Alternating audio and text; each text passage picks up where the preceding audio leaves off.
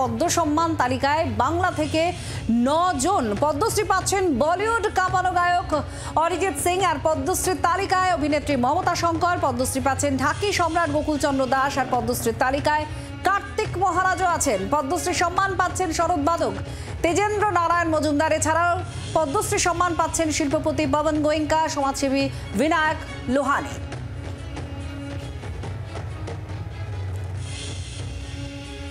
পদ্মশ্রী সম্মান যারা পাচ্ছেন তার মধ্যে উজ্জ্বল থেকে উজ্জ্বলতম মুখ রয়েছে অরিজিৎ সিং, মমতা শঙ্কর আছেন ঢাকি সম্রাট, আছেন শরৎ বাদক তেজেন্দ্র নারায়ণ মজুমদার, কার্তিক মহারাজ তিনিও পাচ্ছেন পদ্মশ্রী সম্মান। তাছাড়াও আছেন সমাজসেবী বিনায়ক লোহানি, আছেন শিল্পপতি পবন গোয়েঙ্কাও। রাজীব চক্রবর্তী আমাদের প্রতিনিধির সঙ্গে আছেন। রাজীব, এই তালিকা অত্যন্ত গর্বের। অরিজিৎ সিং একদম নতুন নবীন প্রজন্মের একটি মুখ, এবং যে মুখ ভারত বিখ্যাত, জগৎ বিখ্যাত, সেই মুখকে যেমন আমরা দেখতে পাচ্ছি, মমতা শঙ্করও আছেন, আমরা দেখতে পাচ্ছি শিল্পপতি আছেন, সমাজসেবী আছেন। একেবারেই দেখো, অরিজিৎ সিং বলিউড গায়ক, তাকে দেওয়া হয়েছে পদ্মশ্রী পুরস্কার। পাশাপাশি দেওয়া হয়েছে গোকুলচন্দ্র দাস, তিনি ঢাক বাদক, মমতা শঙ্কর, এবং দেখা যাচ্ছে 9 জনকে দেওয়া হয়েছে, যার মধ্যে যেমন আমি বললাম যে পদ্মশ্রী দেওয়া হয়েছে মমতা শঙ্করকে, অরিজিৎ সিংকে, গোকুলচন্দ্র দাসকে এবং যাদেরকে শিল্পের জন্য বা ব্যবসার জন্য কয়েকজনকে দেওয়া হয়েছে। মোট 9 জনকে বাংলা থেকে দেওয়া হয়েছে পদ্মশ্রী পুরস্কার। এবং এই পুরস্কার, যেমনটা তুমি বললে, অবশ্যই কলকাতা এবং বাংলা, পশ্চিমবঙ্গের মুকুটে নতুন পালক বলা যেতে পারে। এবং 9 জনকে একসঙ্গে পদ্মশ্রী পুরস্কার, এবং এটি অত্যন্ত গর্বের একটি পুরস্কার। এবং এই পুরস্কার বলা যেতে পারে দেশের সর্বোচ্চ পুরস্কার। আজকে প্রজাতন্ত্র দিবসের প্রাককালে এই তালিকা ঘোষণা করা হয়েছে, এবং এই তালিকাতেই পশ্চিমবঙ্গ থেকে 9 জনের নাম রয়েছে। রাজীব, এখানে একটি উল্লেখযোগ্য নাম বা যে নামে গিয়ে অনেকে একটু চোখও আটকাবে, কার্তিক মহারাজের নামও আমরা জানতে পাচ্ছি। এটা কতটা গুরুত্বপূর্ণ হতে পারে, কি বলা হতে পারে? কার্তিক মহারাজ বা আরও একজন রয়েছেন যারা সমাজের জন্য কাজ করেন, বা তারা গেরুয়া বসনধারী, তাদেরকে পদ্ম সম্মানে সম্মানিত করা হচ্ছে। একদমই দেখো, ত্রয়ী স্বামী প্রদীপ্তানন্দ, অর্থাৎ যার ওরফে কার্তিক মহারাজ, তাকে পদ্মশ্রী পুরস্কার দেওয়া হচ্ছে। এবং এই পুরস্কার দেওয়া হচ্ছে স্পিরিচুয়ালিজমের জন্য, আধ্যাত্মিকতার জন্য।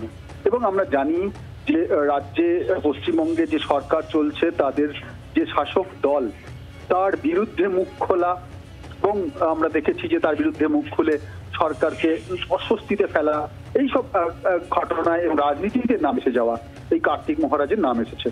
যেহেতু কেন্দ্রীয় সরকার এই সর্বোচ্চ পুরস্কার ঘোষণা করে, তাই কোথাও না কোথাও চাও বা না চাও এর মধ্যে কিন্তু রাজনৈতিক প্রসঙ্গ এসে যায়।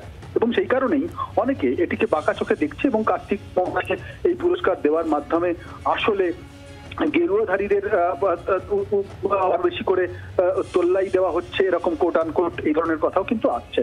তোমাকে জানিয়ে রাখি, অরিজিৎ সিং, তার সম্পর্কেও অনেকে বলতে পারেন তিনি আর কবে গানটি গেয়েছিলেন, রচনা করেছিলেন যখন আরজি করের ঘটনা ঘটে। সেক্ষেত্রে এইরকম বিতর্কিত বিষয়ে বিতর্ক আসছে, কিন্তু কেন্দ্রীয় সরকারের তরফ থেকে এই তালিকা ঘোষণা করা হয়েছে, যেখানে দেখা যাচ্ছে 9 জনকে এই তালিকা রয়েছে, যার মধ্যে মমতা শঙ্করও রয়েছেন পদ্মশ্রী এই পুরস্কার পাওয়ার। রাজীব, তুমি একটু সঙ্গে থাকো। মমতা শঙ্করের নামই যখন এলো, এই প্রসঙ্গে মমতা শঙ্করের প্রতিক্রিয়া আপনাদের শোনাবো। তিনি প্রথম আমাদের কাছ থেকে, অর্থাৎ জি 24 ঘন্টার কাছ থেকে তার এই সম্মান পাওয়ার কথা জানান। গলায় উচ্ছ্বাস ঝরে পড়ছে তার। কি বলছেন মমতা শঙ্কর, কি বলেছেন আমাদের শুনুন। আমি তো কোনোদিন আশাই করিনি, আমি কোনোদিন কোনো পুরস্কার আমি আগে থেকে আমি আশা করি না, এটাও আমি কোনোদিন ভাবতেই পারিনি যে আমি পাবো। আমার এত আনএক্সপেক্টেড। আমি আমার কাশি জ্বর নিয়ে শুয়ে আছি, আর তার মধ্যেই হঠাৎ এরকম একটা খুশির খবর। আমি তো আমার সত্যি সাই বাবা, তাকে ধন্যবাদ জানাচ্ছি, আমার বাবা মাকে ধন্যবাদ জানাচ্ছি, সারা পৃথিবীর যত মানুষ আমার কাজ দেখেছেন, আমাকে, আমার কাজকে ভালোবেসেছেন, তাদেরও ধন্যবাদ জানাচ্ছি। কারণ সত্যি যে আমি রোজ নিজেকে আরো ভালো করার চেষ্টা করছি, আরো ভালো হওয়ার চেষ্টা করছি। সুতরাং তারা প্রত্যেকে আমাকে কি বলবো, আমি বলবো প্রত্যেকের আশীর্বাদ। বলে না যে জিনিসটা যখন হওয়ার তখনই হবে, তার 1 সেকেন্ড আগেও হবে না, তার 1 সেকেন্ড পরেও হবে না। সুতরাং আমি বোঝাতে পারবো না। আমার কি বলবো, আমি কোনোদিন আশা করিনি, বিশ্বাস করুন আমি আশাই করিনি। রাজীব চক্রবর্তী আমাদের প্রতিনিধির সঙ্গে আছেন। রাজীব, অরিজিৎ সিং নিয়ে আমরা কথা বলছিলাম। অরিজিৎ সিং জিয়াগঞ্জের বাসিন্দা, জিয়াগঞ্জে তিনি অনেক কর্মকাণ্ডের সঙ্গেও জড়িয়ে রয়েছেন। সেই অরিজিৎ সিং, যার জগৎজোড়া নাম, এই এমন একটা প্রবীণ মুখ, এমন একজন শিল্পীকে পদ্ম সম্মানে সম্মানিত করা, অনেক সময় আমরা বলি না যে দেরি হয়ে গিয়েছে, কিন্তু এক্ষেত্রে সেই কথা খাটে না বলা যায়। একেবারে যাত্রী দেখো, যার আমরা বক্তব্য এক্ষুনি শুনলাম, মমতা শঙ্কর, অনেকেই বলতে পারেন যে মমতা শঙ্করকে আরো আগে এই পুরস্কার দেওয়ার দরকার ছিল, সম্মান জানানোর দরকার ছিল। আবার এখন তুমি অরিজিৎ সিং এর কথা বলছো, একেবারে তরুণ তুর্কি একজন যুবক, একজন বিশ্বজোড়া তার খ্যাতি, তাকেও কিন্তু সম্মান জানানো হয়েছে। অর্থাৎ একেবারে যেমন একদিকে রয়েছে নবীন, তার পাশাপাশি রয়েছে প্রবীণরা, এবং তারা অত্যন্ত গুণী ব্যক্তি, এবং তাদের গুণের যে খ্যাতি সেটা বিশ্বজুড়ে ছড়িয়ে রয়েছে, এবং তাদের সম্মান জানানো হয়েছে। আমরা এই তালিকায় যাদের পশ্চিমবঙ্গে দেখলাম, আমি তোমাকে আরেকবার তালিকাটা জানিয়ে দিতে চাইবো।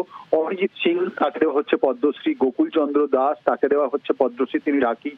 মমতা শঙ্কর, তাকে দেওয়া হচ্ছে তিনি নৃত্যশিল্পী। নগেন্দ্রনাথ রায়, তাকে দেওয়া হচ্ছে তিনি সাহিত্য এবং শিক্ষার ক্ষেত্রে দেওয়া হচ্ছে। পবন গোয়েঙ্কা, তাকেও পদ্মশ্রী দেওয়া হচ্ছে শিল্প এবং বাণিজ্যের জন্য। সজ্জন ভজনকা, তাকেও দেওয়া হচ্ছে শিল্প এবং বাণিজ্যের জন্য। স্বামী প্রদীপ্তানন্দ, তাকে দেওয়া হচ্ছে যে পদ্মশ্রী, তাকে দেওয়া হচ্ছে আধ্যাত্মিকতার জন্য। তেজেন্দ্র নারায়ণ মজুমদার, তাকে দেওয়া হচ্ছে শিল্পের জন্য, এবং পাশাপাশি শিল্পী হিসেবে তাকে সাহিত্য করার জন্য হচ্ছে। আবার পাশাপাশি বিনায়ক লোহানি, তার জন্য সোশ্যাল ওয়ার্কের জন্য। অর্থাৎ নানা ক্ষেত্র থেকে সারা দেশের, এবং এবার দেখা যাবে যে দেশের বাইরের অনেককেই, বিশ্বের অন্যান্য দেশ অনেককেই এই পদ্ম পুরস্কার দেওয়া হয়েছে। আর সেই তালিকাতে পশ্চিমবঙ্গ থেকে 9 জনের নাম এসেছে। স্বভাবতই পশ্চিমবঙ্গের মুখ উজ্জ্বল করেছেন এই 9 জন গুণী ব্যক্তি। বাংলার আওয়াজ, বাঙালির আবেগ, জি 24 ঘন্টা।